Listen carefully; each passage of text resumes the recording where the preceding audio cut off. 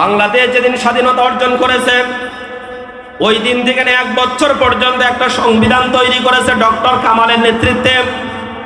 এই যে তারা সংবিধান তৈরি করেছে, এই সংবিধানটা কোরআনের পক্ষের না, কোরআনের বিপক্ষের বহু আইন তার মধ্যে আছে। এবার খেয়াল করেন, এই আইন দিয়ে যারা ব্যক্তিগত জীবন, পারিবারিক জীবন, সামাজিক জীবন, রাজনৈতিক জীবন, আন্তর্জাতিক জীবন যারা পরিচালনা করবে, ওই সমস্ত ব্যক্তিগুলো জান্নাতে যেতে পারবে না। একটু ভালো মতো খেয়াল করেন, খুব ভালো মতো খেয়াল করেন। আমাদের সমাজে অনেক মানুষ আছে যারা মানুষের তৈরি কিন্তু আইন দিয়ে ব্যক্তিগত জীবন, পারিবারিক জীবন, সামাজিক জীবন, রাজনৈতিক জীবন, আন্তর্জাতিক জীবন পরিচালনা করার পরেও তারা বলে কেউ যদি জান্নাতে যায় তাহলে সবার আগে আমি যাব। এরকম বলার মতো লোক আছে না নাই? এ জোরে বলে আছে না নাই? এর খেয়াল করেন তাদের ব্যাপারে।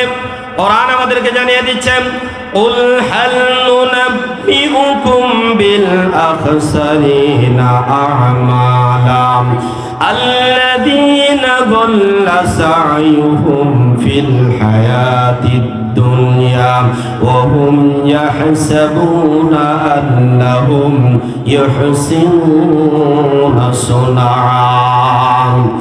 সূরা কাহাফ 16 নম্বর পারা 3 নম্বর পৃষ্ঠা। সূরা কাহাফের 102 থেকে নিয়ে 5 নম্বর আয়াত পর্যন্ত খুব খেয়াল করেন। রব্বুল আলামিন বিশ্বনবীকে ডাকতে বলছেন, কুল, হে নবী আপনি বলে দেন, হাল নুনাব্বিউকুম, আমি কি তোমাদেরকে খবর দেব না? এটা প্রশ্নবোধক। অত্যন্ত গুরুত্বপূর্ণ কোনো কথা বলার ক্ষেত্রে এই ধরনের শব্দ ব্যবহার করেন, তার মানে হ্যাঁ অবশ্যই জানাবো। যদি তোমাদেরকে এই কথা না জানাই তাহলে তোমরা অত্যন্ত ক্ষতিগ্রস্তের মধ্যে পড়ে যাবে। এই জন্য বলছেন হাল নুনাব্বিউকুম, আমি কি তোমাদেরকে জানাবো না, বিল আখসারিনা আমালা। আখসারুন শব্দটা আইরাসবে তাফসীলের জুমা মুযাক্কার। সবচাইতে ক্ষতিগ্রস্ত যারা, স্বাভাবিক না, যত মানুষ ক্ষতিগ্রস্ত আছে তার মধ্যে এরা হলো সবচাইতে বেশি ক্ষতিগ্রস্ত। কিসের দিক থেকে? আমলের দিক থেকে। এরা আমল করবে কিন্তু লাভ হবে না। ছোট্ট একটা উদাহরণ দিই আপনাদেরকে। এই যে এখন পানি শুকে যাচ্ছে, আপনাদের অনেক ব্যক্তি আছে খালের ভিতরে মাছ মারতে নামেন, এসা জালতে মাছ মারতে নামার পরে আপনাদের এই পিছনে খালই বান্ধা থাকে, তাই না?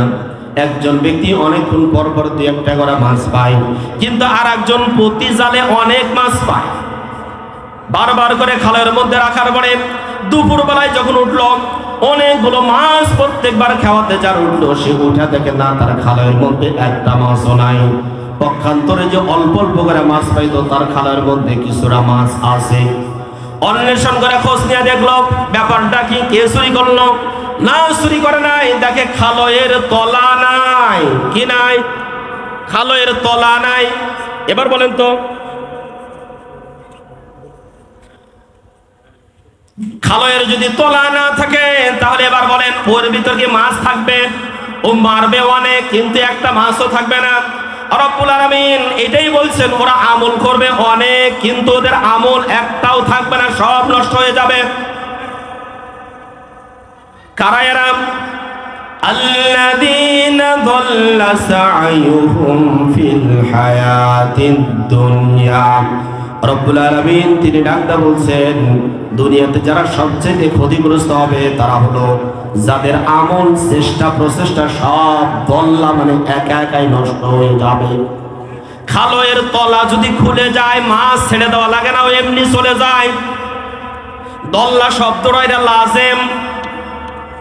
বাংলাতে আমরা 2টা শব্দ ব্যবহার করে থাকি, সকর্মক ক্রিয়া আর অকর্মক ক্রিয়া। ট্রানজিটিভ আর ইনট্রানজিটিভ ইংরেজিতে বলা হয়। সকর্মক ক্রিয়া আর অকর্মক ক্রিয়া, যার ক্রিয়া থাকে না এটা হলো অকর্মক, যার ক্রিয়া থাকে ওটা হলো সকর্মক। আল্লাহ এখানে নিজে বলছেন দল্লা সাইহুম, ওদের আমল এমনিতেই নষ্ট হবে।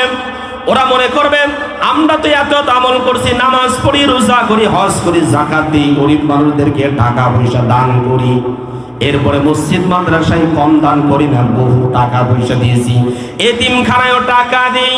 কিন্তু খেয়াল করেন যেই টাকাগুলো তারা দান করছে, আমার একবার মসজিদে এক বেচারা উকিল, মার্ডার কেসের আসামি, এই বেচারা প্রকৃতপক্ষে অপরাধী, বাঁচানোর জন্য এই উকিলের কাছে মাত্র 10 লক্ষ টাকা দিল, উকিল সাহেব তাকে বাঁচিয়ে দিল। এবার এই 10 লক্ষ টাকা নিয়ে এসে দেখে মসজিদের ভিতরে নির্মাণ কাজ চলছে, সেখানে 5 লক্ষ টাকা দিল। মাশাআল্লাহ, হুজুরও তাকে জান্নাতে নিয়ে রেখে আসলো। এবার কয়েকজন বলল, আরে এত টাকা দান করলো, লোকটাকে সভাপতি বানাইলে মসজিদটা দ্রুত হয়ে যাবে। সবাই হ্যাঁ ভোট দিল, ঠিক আছে, লোকটাকে এবার সভাপতি বানানো হলো। আবার আমরা হুজুররা দোয়া করে জান্নাতে পার করে জাহান্নামে রেখে আসলাম, ঠিক না? বাড়ি যায় সেটা বিবির কাছে বলছে, বিবি ভালোই লাভ, 10 লক্ষ টাকা অবৈধ পথে ইনকাম করলাম, 5 লক্ষ টাকা মসজিদে দিলাম, আবার জান্নাতও পেলাম, 5 লক্ষ টাকা লাভ। এরকম লোক আছে না নাই? এজন্য আছে না নাই? জবরদস্তি করে, জুলুম করে, অন্যায় করে, টেন্ডারবাজি করে, চাঁদাবাজি করে কামাই করার পরে ওই টাকা মসজিদে দিলে বলেন তো ওর সওয়াব হবে? এজন্য বলেন সওয়াব হবে? ওই এতিমখানা দিলে সওয়াব হবে না, মসজিদ বানালে সওয়াব হবে না, মাদ্রাসা বা জলসা করার জন্য সব টাকা দিয়ে দিলে 4 পয়সারও সওয়াব হবে না। এই জন্য আল্লাহ বলছেন, আল্লাযীনা দাল্লা সা'য়ুহুম ফিল হায়াতিদ দুনিয়া, যাদের আমল পার্থিব জীবনে একা একাই নষ্ট হবে, এটা নষ্ট করার দরকার নাই। ওরা হলো সবচাইতে বেশি ক্ষতিগ্রস্ত। শুধু তাই না, আল্লাহ রাব্বুল আলামিন বলছেন, ওহুম ইয়াহসাবুনা, ওরা ধারণা করছে এবং ভবিষ্যতে করবে। ফি'লে মুজারে, ওরা ধারণা করছে, ভবিষ্যতে ধারণা করবে। আল্লাহুম ইয়াহসিনুনা সুনা, ওরা সবচাইতে ভালো ভালো কাজ করছে। আরে বাপ রে বাপ, 2 তলা মসজিদ একাই বানিয়ে দিয়েছে, কিন্তু গরিবের মারা টাকা। এই কথা বলেন ঠিক কিনা? শিল্পপতি সাহেব মসজিদ বানিয়ে দিয়েছে, এতিমখানা বানিয়ে দিয়েছে, কিন্তু শ্রমিকের টাকা মেরে বানিয়ে দিয়েছে। 4 পয়সারও লাভ হবে না। বেচারা বড় নেতা অনেকগুলো টাকা দান করেছে, কিন্তু কয়েকদিন আগে টেন্ডারবাজি করে কয়েক লক্ষ টাকা নিয়ে এসে তার মধ্য থেকে 1 লক্ষ টাকা মসজিদে দিয়েছে। বলেন তো লাভ আছে? এজন্য আছে না নাই? এটা কোরআনের আয়াতের সাথে মেলেন। রব্বুল আলামিন এই জন্য বলছেন, আল্লাযীনা দাল্লা সা'য়ুহুম, ওদের চেষ্টা প্রচেষ্টা সব নষ্ট হয়ে যাবে। এখানে লাজেম শব্দ ব্যবহার করেছেন, আর একজনকে দেওয়া লাগবে না। যেমন মাছের খালয়ের নিচে যদি তলা ফুটা থাকে, খালি থাকে, তাহলে মাছ যেমন ছেড়ে দেওয়ার প্রয়োজন হয় না, এমনিতেই চলে যায়। ওদের আমল আর একজন নষ্ট করার প্রয়োজন হয় না, এমনিতেই নষ্ট হয়ে যায়। ওরা কারণ রব্বুল আলামিন এর পরে আয়াতে বলছেন, উলাইকাল্লাযীনা কাফারু বিআয়াতি রাব্বিহিম ওয়া লিকাইহিম ফাহাবিতাত আ'মালুহুম ফালা নুকিমু লাহুম ইয়াওমাল কিয়ামাতি ওয়াজনা। রব্বুল আলামিন বললেন, ওরা হলো এই সমস্ত ব্যক্তি, তাদের পরিচয় ভালোমতো খেয়াল করেন।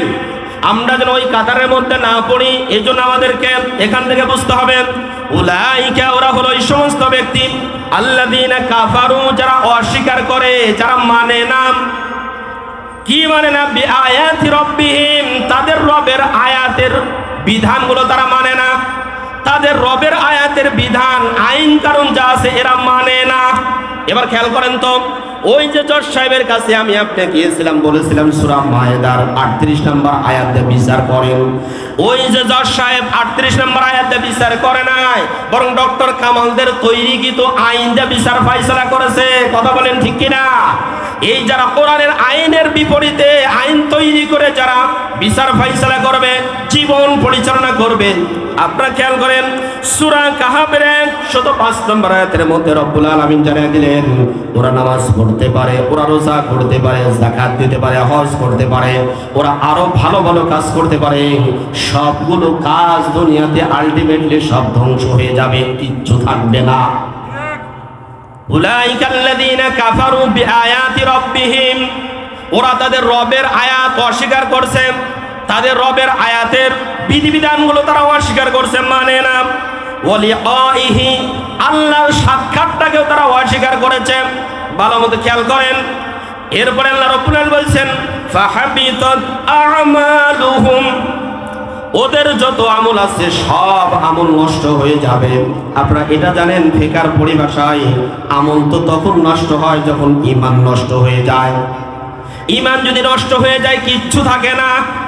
এই যে মোবাইল, এই মোবাইলে যখন আমি আপনি রিসেট মারবো কিচ্ছু থাকবে না, সব শেষ। ইমান যদি নষ্ট হয়ে যায় আর কিচ্ছু থাকবে না। ওর নামাজ রোজা হজ যাকাত ইত্যাদি ইত্যাদি যত ভালো কাজ আছে একটাও থাকবে না। হাবিতত মানে নষ্ট হয়ে যাবে, ধ্বংস হয়ে যাচ্ছে।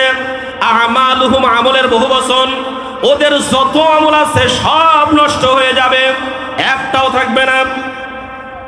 কি কারণে নষ্ট হয়ে যাবে? আমরা দুইটা কারণ এখান থেকে পেলাম। এক নাম্বার হলো কোরআনের আইন মানবে না যারা, ওদের সব আমল নষ্ট হয়ে যাবে। কথা বলেন ঠিক কিনা? আবার ফিরে ভাইয়েরা, দুই নাম্বার হচ্ছে তাদের রবের সাথে সাক্ষাতের কোনো তাদের আশা থাকবে না। যারা তার রবের সামনে দাঁড়ানোর আশা করে, বলেন তো ওরা কি অন্যায় অপরাধ করতে পারে? ওরা কি চুরি করতে পারে, বাটপাড়ি করতে পারে, মানুষের সম্পদ লুটপাট করতে পারে, টেন্ডারবাজি, চাঁদাবাজি, ধর্ষণ, হত্যা, গণহত্যা ইত্যাদি যা আছে এগুলা করতে পারে না।